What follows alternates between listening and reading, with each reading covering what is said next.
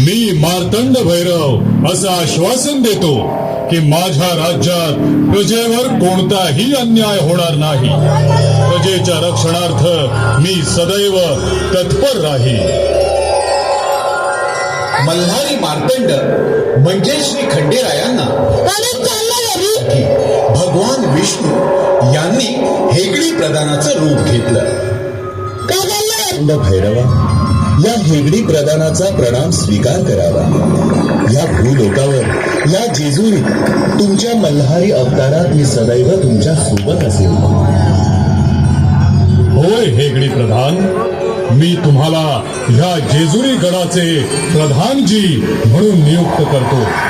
आजपासून ह्या जेजुरी गडावरील राज्यकारभाराचा आणि इथल्या प्रजेचा तुम्ही सांभाळ करावा.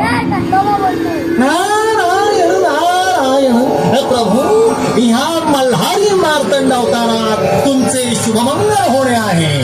माता पार्वतीने म्हाळसा या नावाने अवतार घेतला आहे. नारायण नारायण.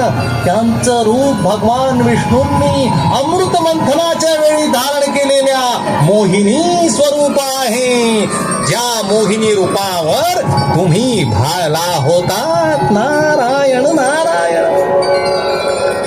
होय मुनिवर, मला सर्व काही ज्ञात आहे. मी सुद्धा म्हाळसेच्या भेटीसाठी आतुर झालो आहे.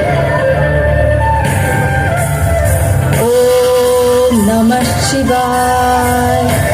ओम नमः शिवाय. ओम नमः शिवाय. माझे आराध्य, माझे गुरु म्हणजे शिवशंकर, त्यांची मी मनोभावे पूजा केली आहे. जेजुरीचे श्री खंडेराय, जेजुरीचे श्री खंडेराय म्हणजे साक्षात महादेव आहे. मी विवाह करेन तर त्यांच्याशीच करेन. आणि श्री खंडेराय आणि देवी म्हाळसांचा विवाह संपन्न झाला. देवी म्हाळसा म्हणजे साक्षात माता पार्वती असून सुद्धा त्यांना गतजन्मीचं काहीच स्मरण नव्हतं.